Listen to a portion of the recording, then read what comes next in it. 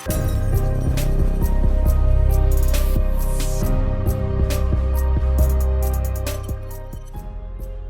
everyone, what is up? Welcome back to another episode of Killer Instinct.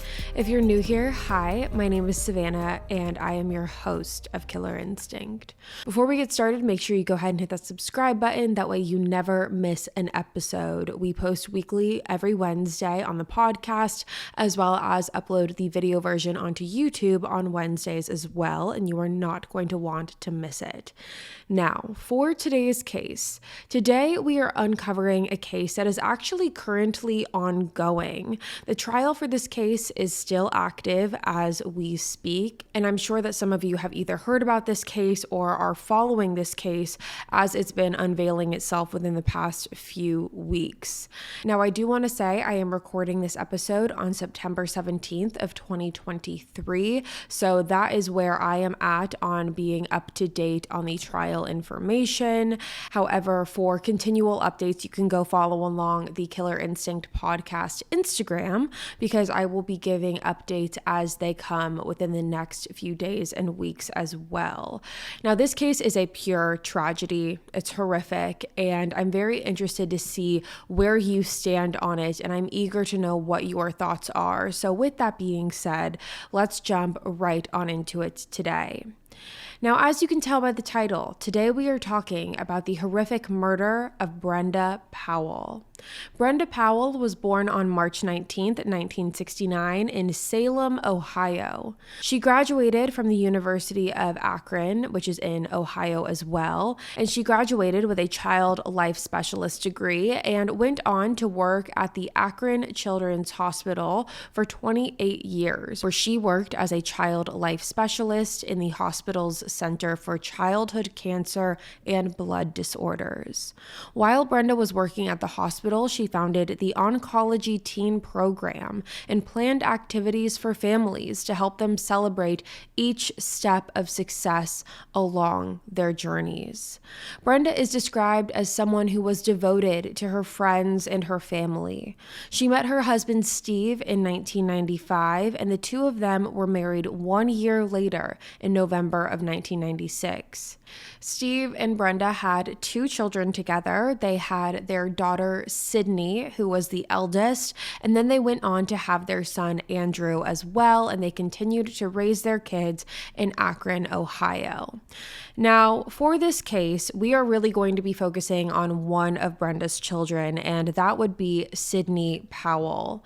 Sydney Powell is a 23-year-old woman who was born to her parents, Steve and Brenda, and lived with them in Akron, Ohio. Brenda and Steve raised their children in a Catholic family, and Sydney was a student at St. Sebastian Elementary and then made her way to St. Vincent St. Mary High School, where she graduated in 2018. While Sydney was in high school, she was an honor student who received amazing grades, and she also had extracurriculars like playing soccer, and she also played 1 year of lacrosse while she was there as well. Sydney was described as more of an introverted extrovert. She definitely came off more timid and shy and quiet when first meeting people. However, once she became close to them, she really let out her bubbly, outgoing, and fun personality. Now, as Sydney's high school career was coming to an end, her and her parents started to think about where they wanted Sydney to go to college and where Sydney wanted to go to college. They did several college tours in surrounding states as well as in Ohio to try and see which college would be the best fit for Sydney. And after completing the college scouting process, Sydney decided that she wanted to apply to Mount Union. Mount Union is located in Alliance, Ohio, and it is about a 45-minute drive away from Akron.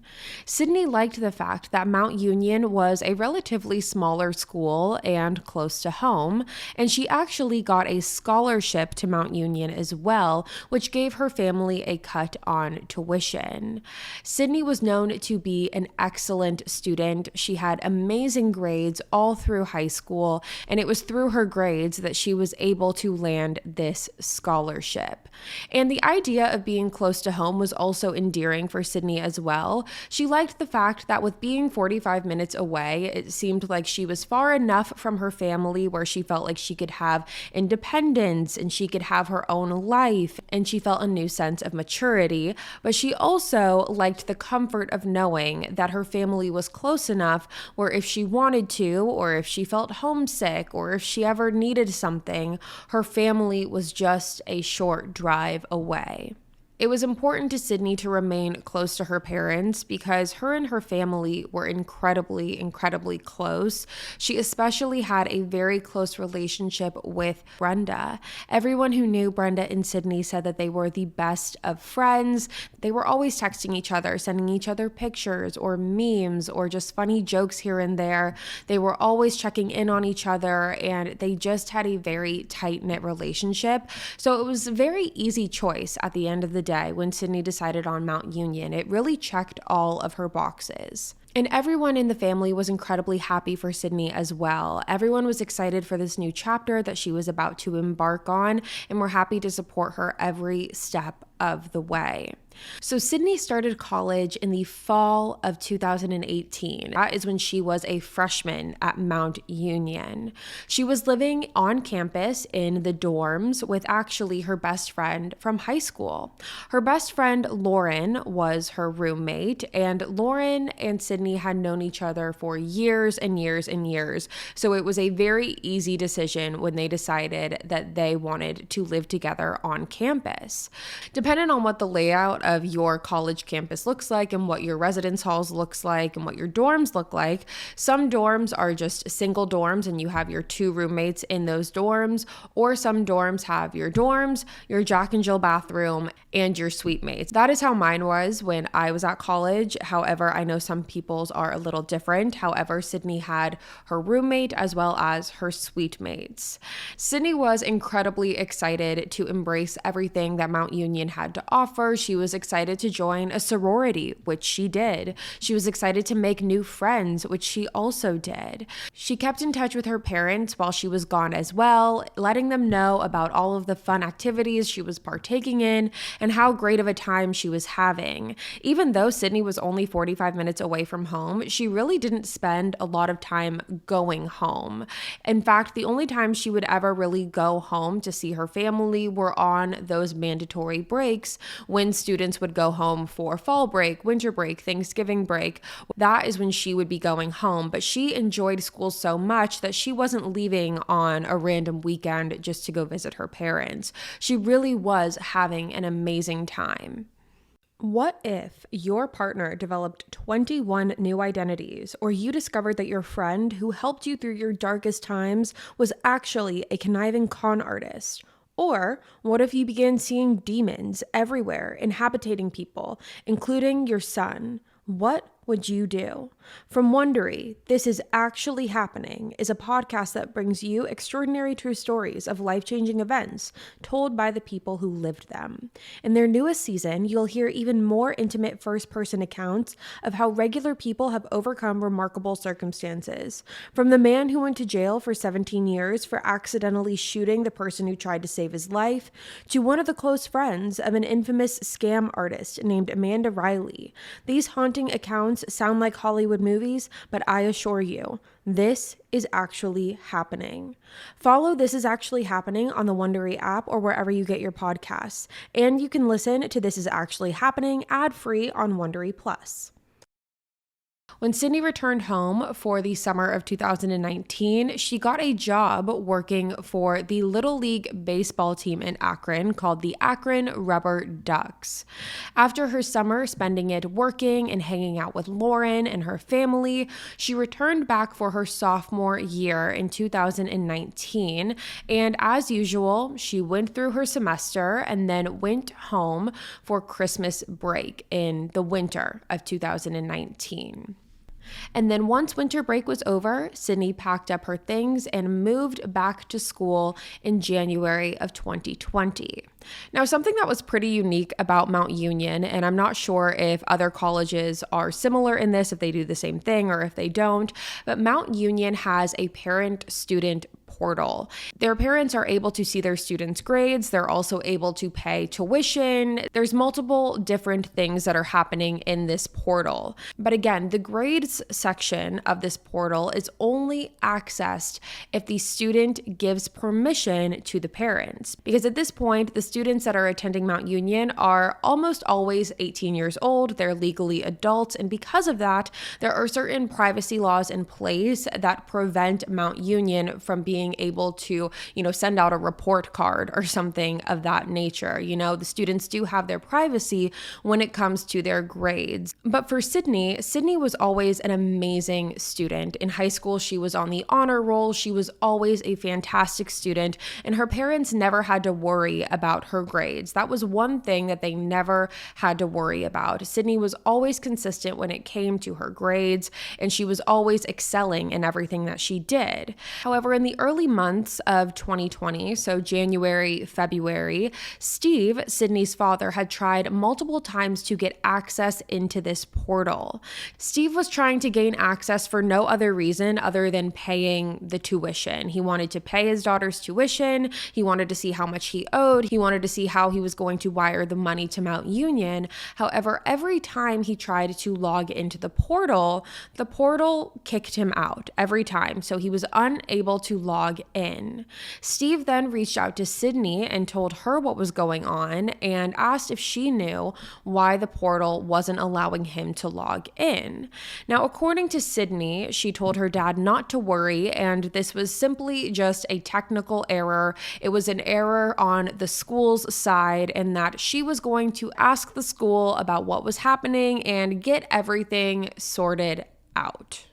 However, after some time passed and nothing changed, Steve started to get worried. He knew that he had to pay this tuition in order for Sydney to continue attending Mount Union. However, he wasn't able to gain access to this portal. So instead of waiting for Sydney again at this point, Steve decided that he was going to take matters into his own hands and he was going to contact Mount Union directly. Now, Steve made this phone call on March 3rd of 2020. So Steve calls the school. He calls Mount Union and asks them for access to this portal so he could pay tuition. And if he can't have access to the portal for whatever reason, he was asking the school what the amount of money he was due so that he could pay for Sydney's tuition. But this is when Steve was told something that he definitely did not expect. When Steve made this phone call on March 3rd, Mount Union informed him that Sydney was actually no longer enrolled as a student at Mount Union. Now, as you can imagine, when Steve heard this, he was in absolute shock. He thought there must have been a mistake, a misunderstanding, because Sydney, to his knowledge, had been attending classes all the way up until this phone call on March 3rd. So he didn't understand why all of a sudden the school is now telling him that she had been unenrolled and was no longer a student. Steve had asked Mount Union how long Sydney had been unenrolled. However, Mount Union told him that that was private information and information that they were not going to be able to release to him due to those privacy laws when it comes to academics and grades and school status. So because of that, that is when Mount Union told Steve that he needed to finish having this conversation with Sydney because there was only so much information that they themselves could legally give him. Now, what we know then that we didn't know now, and what Steve later found out, was that Sydney was actually academically suspended back in December of 2019 after she failed 3 out of her 4 classes in the fall semester. Now, academic suspension means that a student is unenrolled and suspended for one particular semester. Now, when a student is academically suspended, they are allowed to re-enroll the following semester or any semester following that. However, they are just simply suspended for that particular semester. Now, with Mount Union in particular, and again, I'm not sure how this matches up with other universities and other colleges. However, with Mount Union, if a student were to be academically suspended and they came back, all of their credits maintained the same as it was when they left. And even more so, the student has the opportunity to retake the courses that they previously failed, and that way they can raise their GPA. So even though academic suspension was obviously not something that anyone strived for or anyone wanted, it was obviously not a good thing, there were ways that you could redeem yourself and redeem your GPA when you return back. So it wasn't like this was the end of the world, so to speak, because there were ways to rebuild your grades and your GPA when you returned. Now, with every academic suspension at Mount Union, the student receives a letter. This letter is to give them notice that they have been academically suspended, and they are supposed to sign this letter and send it back. However, with Sydney did not sign this letter. There is proof that the letter went to Sydney. However, what she did with it afterwards is unclear, but she definitely did not act like she was academically suspended. Sydney continued attending classes and attending sorority meetings, as well as continued living on campus, which is also something that you are not allowed to do if you are academically suspended. You have to leave. You have to move out of your dorm. Now, Sydney was told multiple times by administration and school officials that she needed to move out of her dorm. She had multiple in-person meetings with school officials who informed her of her suspension, asked her why she was continuing to go to classes and sorority meetings. And at first, the school wanted to be very helpful. They asked Sydney if she wanted help talking to her parents about it. However, Sydney insisted that she had already informed her parents that she had been academically suspended, which was a lie. She also told school officials that her parents were unable to help her move out of her dorm because they were on vacation with her little brother, which was also a lie. All in all, Sydney was just evidently trying to prolong the inevitable of having to move out and face the fact that she was, in fact, academically suspended. It wasn't until the third and final meeting on February 24th that Sydney moved out of the dorms and out of campus and ended up paying cash to stay in hotels all the way up until March 3rd of 2020, which evidently enough was the same day that Steve made the phone call and found out about her suspension. Now, when Steve made this phone call, he was actually at work at the time. So he makes this phone call, he's at work, and ironically enough, he actually got a notification from the Life 360 app, which if you are unfamiliar, Life 360 is a subscription-based app where you can see people's locations in real time, and it can send you notifications when someone is at home or set to a certain location of your choosing. Now, Steve received a notification while he was at work, and shortly after this phone call that Sydney was actually at their family home. Now, again, this was unusual for Sydney because she normally would be at school, but obviously since Steve just received the news that Sydney had been unenrolled from Mount Union, he used this to his advantage. He had no idea why Sydney was at the house, but decided that he was going to meet her there and finally be able to ask her in person about this unenrollment and suspension ordeal. So Steve left his phone at his work because he did not want Sydney to be able to see that he was driving home. So he strategically left his phone at his office, got into his car, and began the short drive back to his house. When he arrived at the house, he got there by approximately 11:30 a.m. And when he got there, it was just him and Sydney. He confronted Sydney and asked her about the unenrollment moment and asked when this happened and just wanted to get a better general understanding of the situation. Now, all in all, Steve was actually very understanding towards Sydney and her situation. He knew that his daughter was a brilliant and bright student. She excelled all through high school. So he really wanted to get to the root of what was causing this. Now, when talking to Sydney, she shared with her dad how she just felt really lost. She didn't have a good understanding of what she wanted to do in school, and she felt like all of her friends were striving for a specific career or a specific major, and Sydney didn't have that at the time. She actually told Steve that all of her friends, quote unquote, had all their shit together, and she didn't. Now, Steve was very understanding with Sydney. He was very sympathetic with her. He told her that she was going to figure it all out. They were going to work on it together and that everything was going to be okay. Now, because Brenda, Sydney's mom, has a career working with teenagers and children, Brenda was definitely the one between the parenting duo that was able to connect emotionally with Sydney more. Again, Sydney and Brenda did have a very close relationship, and Steve really thought that Brenda could help Sydney a lot in this particular instance. So Steve ended up actually calling Brenda before he left to go home and meet Sydney. He called her and let her know that something was going on with her school. Sydney had been unenrolled, and this was something that they needed to discuss. Now, Brenda was actually at work at the time. This was a work day for her, but she ended up leaving work early and heading home the second that she heard that Sydney was home. Now, again, Steve did not have his phone at the time, so he made this phone call before he left his office. And then once he went home, he told Sydney that her mom would be stopping by soon, and the two of them can continue this conversation together.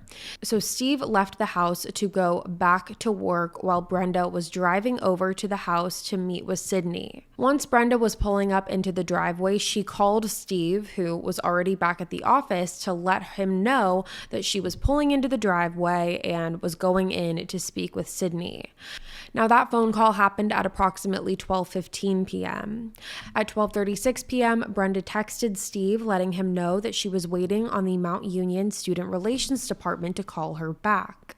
At 12:37 p.m., Steve replied to Brenda, asking her to double check on the scholarship that Sydney had to make sure that she didn't lose it. At 12:41 p.m., again, Steve texted saying, quote, "What did you discuss with Sydney?" However, Steve never got a response. Instead of getting a response from Brenda, Steve received a phone call at 12:51 p.m. from a friend of his who was actually also a detective. This friend of Steve's was calling Steve to check in because he had heard over the police radio that police were being dispatched to Steve's home and was asking if everything was okay. Now, what we know now is that when Brenda walked into the house, she was on the phone with the Mount Union Student Relations Department to discuss the suspension.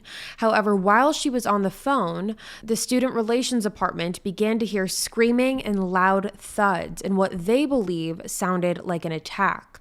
The school officials claimed that they heard a loud, piercing scream on the phone, followed by a loud thud. They said that the best way to describe it was it sounded like the wind was being knocked out of someone. Afterwards, they claimed that they heard several more thuds and more screaming. The school officials were trying to talk to Brenda on the phone, calling out her name, saying, "Hello, hello, is anyone there?" But they weren't getting an answer.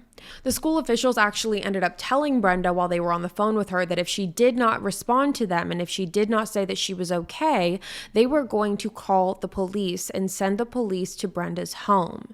It was in that moment that everything went silent. The commotion stopped and a voice came on the other line saying, quote, "Hi, sorry, this is Brenda."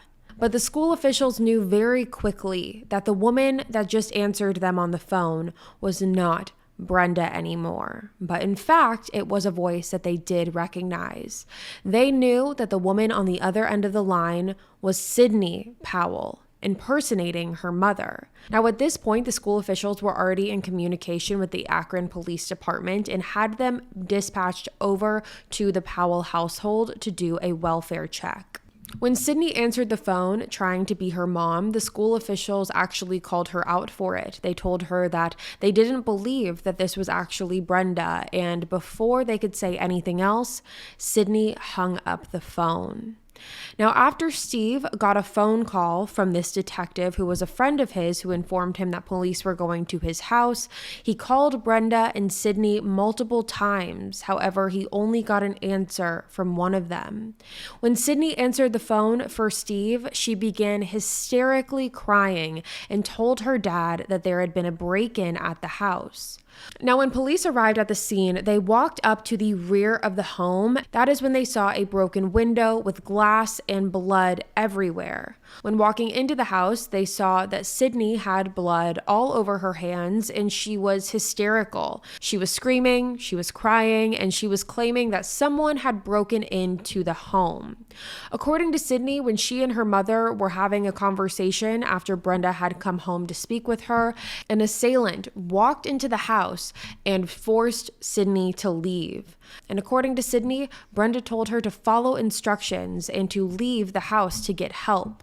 So Sydney said she followed those instructions, left the house, and then returned shortly after to find her mom stabbed to death on the floor. Brenda was rushed to the hospital where unfortunately she succumbed to her injuries later in that day and passed away. The medical examiner concluded that Brenda had died from 23 stab wounds as well as several blows to the back of her head. Now, as far as the house itself, the house was found in complete disarray when police arrived. Again, there was broken glass from that window that was broken. There were blood smudges all throughout the house. There were pieces of furniture that were flipped over, and it definitely looked like there was a struggle. Now, as far as Sydney goes, I'm going to play the initial body cam footage audio of when paramedics and first responders arrived to the house to speak with Sydney, and I just want you to pay attention to how hysterical Sydney is in this moment, how she is saying that someone broke into the home, someone killed her mom, and I'm going to play that for you right now. Now is that when Brenda walked into the house, she was on the phone with the Mount Union Student Relations Department to discuss the suspension. However, while she was on the phone, the Student Relations Department began to hear screaming and loud thuds in what they believe sounded like an attack. The school officials claimed that they heard a loud, piercing scream on the phone, followed by a loud thud. They said that the best way to describe it was it sounded like the wind was being knocked out of someone. Afterwards, they claimed that they heard several more thuds and more screaming. Take her outside. Come on. Come on. Is she gonna be okay? Come on. Come on. Come on. You just need to cooperate with me, all right? I love my dad. Huh? I love my dad. What happened? What's going on? What's going on? We heard a bang. We heard a bang. And she told me to get out. And then I heard screaming. And I came back and she was on the ground. Okay, you heard a I ran bang. out back. There was a bang. Someone broken. Okay.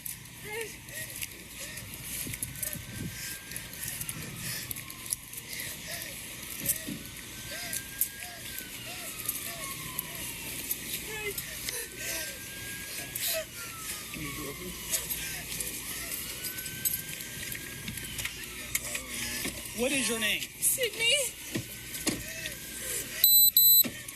Are you cut? I don't think so. Yeah, you're cut somewhere. I don't think so. Yeah, your hand. No, I was helping her. I grabbed her. All right, stop. I'll tell you what. Can you sit on the ground here real quick?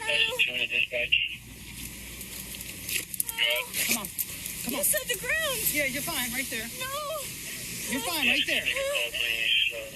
Now, something that I mentioned earlier is that Sydney had blood on her hands when first responders got to her house.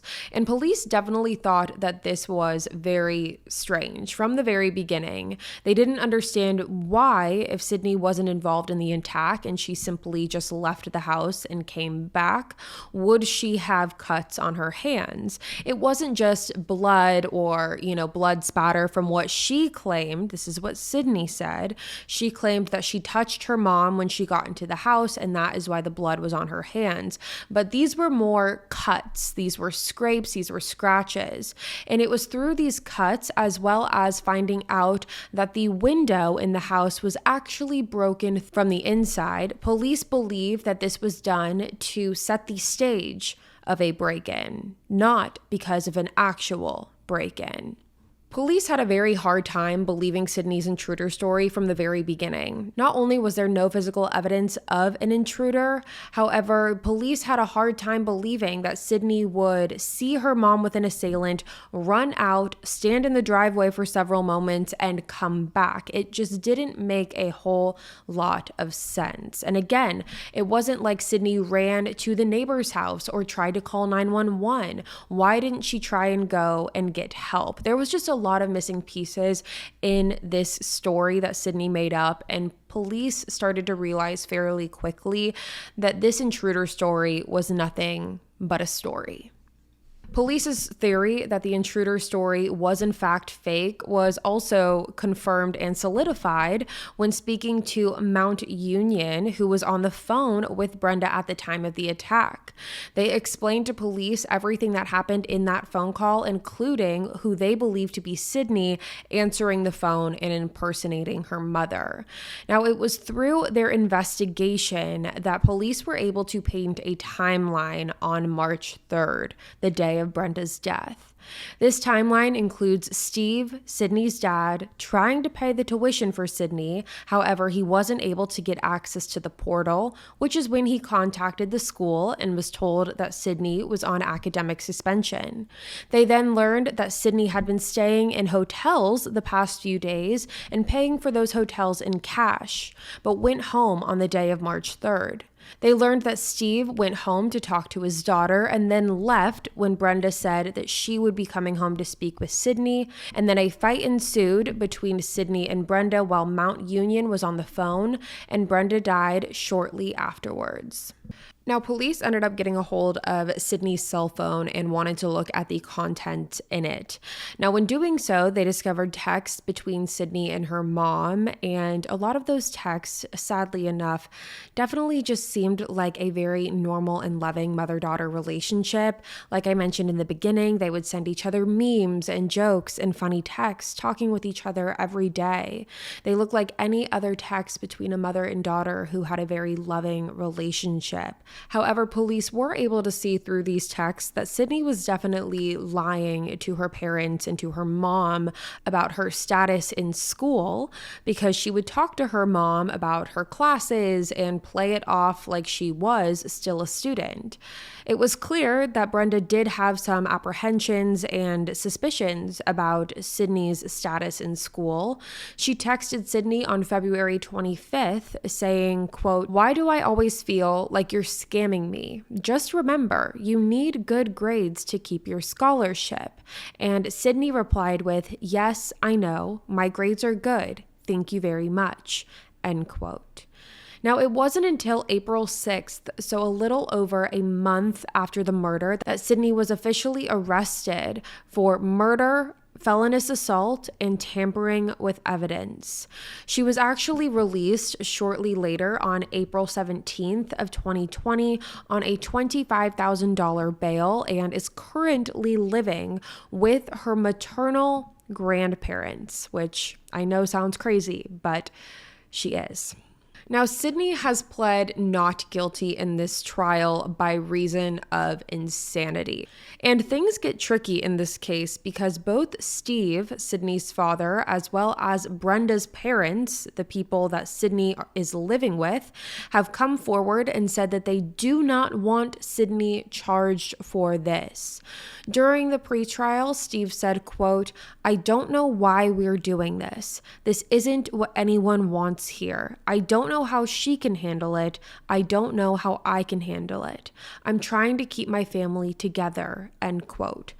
Brenda's mom, Betsy, said, quote, all of this is opening things we hoped to put behind us, end quote. But nonetheless, Sydney's trial began on September 7th of this year, just a few weeks ago. The prosecution is trying to argue that Sydney committed a calculated and vengeful murder against her own mother. They believe she attacked Brenda after she had learned the truth about her daughter's academia status at Mount Union. They believe that this was a conscious act of Sydney's, and she was not under a state of psychosis when this happened. They believe that she concocted a story about a break-in to try and make herself seem not guilty, and even broke a window to try and solidify her story, which they are also arguing shows consciousness of guilt. She knew that what she did was wrong and knew in order to get out of it, she had to make up a story. Therefore, she broke the window to pretend there was a break-in. Now, the defense, on the other hand, they aren't denying that Sydney killed Brenda. In fact, they are saying that she did. However, they're saying that she did so in the midst of a psychotic break. They claim that since the murder, Sydney has been diagnosed with schizophrenia, however, has been receiving treatments and showing great results. They claim that Sydney was erratic and hysterical when police initially arrived onto the scene, which shows that she was unstable and in the midst of a psychotic breakdown. Now, the defense did bring up a psychologist who testified, saying that for 3 months leading up to the murder, Sydney was losing grip on her reality. She was lying to her parents and creating a false sense, again, of reality by saying that she was a student when she in fact wasn't, saying she was trying to constantly keep up with her own lies, and in doing so, she lost sense of what was real and what is not. The psychologist claimed that because there is a lack of motive here, and with the spontaneity and the brutality of the attack, it suggests that Sydney was in a state of a psychotic break. Now, the motive aspect of this is interesting too, because the prosecution is arguing that there was a motive. Because when it comes to motive, it could go one of two ways. You could either say there was no motive, this was spontaneous, this just happened, this was a freak attack, a blitz attack, and it just happened. There was no motive, there was nothing to it. However, you could also argue that there was a motive, that Sydney was finally reaching the breaking point of all of her lies were catching up to her, and her parents were finally unveiling the truth about what had been going on for the past 3 months. Sydney had always been the golden child. She had been the one who always got the amazing grades, the outstanding student, and now she was suspended because she was failing, and all of these lies were catching up to her, and she reacted in a split second because she realized that all of her lies were catching up to her. But again, the defense is arguing that there was no motive, that this was a blitz attack. Now, another neuropsychologist also took the stand and agreed with the theory that the previous psychologist had stated, that there was no motive for this attack and that Sydney could not tell right from wrong at the time of the murder, even though she was conscious enough to know that she needed to make up a story in order to get out of it. Again, consciousness of guilt.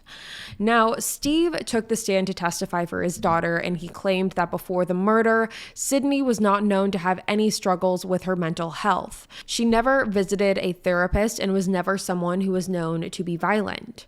Her dad even said on March 3rd, talking to police, that there was no history of mental health issues in the family, and that he would never expect that his daughter was capable of any sort of violence. Now, during the trial again, Sydney's roommate Lauren, and also best friend, testified, saying that Sydney was a charismatic, social, and bubbly person, and that she did not notice any change in behavior from Sydney leading up to March 3rd. However, Lauren also claimed that Sydney never even told her about her status as a student. That was until late February when Sydney Sydney confided in Lauren, telling her that she was having some problems in school and that she needed some time out of the dorm to figure things out. Now, the last time that Lauren saw Sydney was on March 2nd, so the day before the murder, when Sydney and all of her sorority friends were having a viewing party for the TV show The Bachelor. Sydney went over, hung out with all of her friends, and did not appear to be distressed in any way. Lauren said that Sydney was acting like her normal self.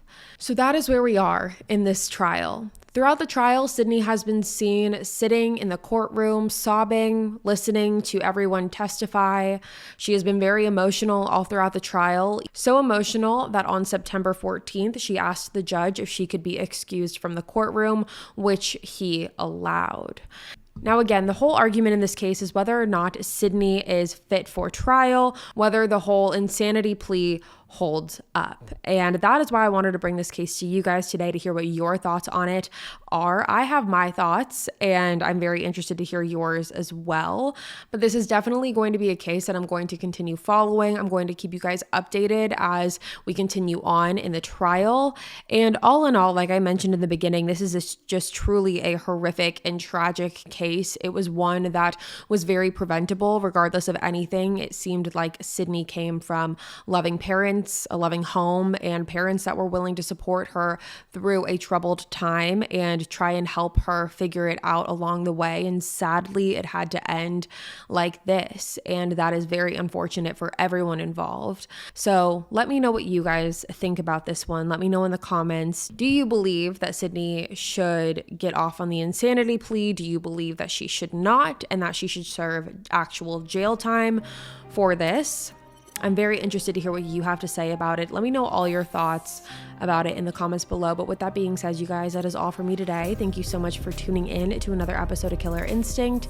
Again, if you're new here, hi, my name is Savannah, and I'm your host of Killer Instinct. Make sure you go ahead and hit that subscribe button. That way you never miss an episode. We post weekly on the podcast every Wednesday. You're not going to want to miss it. And I will be back next week with a brand new one for you guys. And so until then, stay safe. Bye, guys.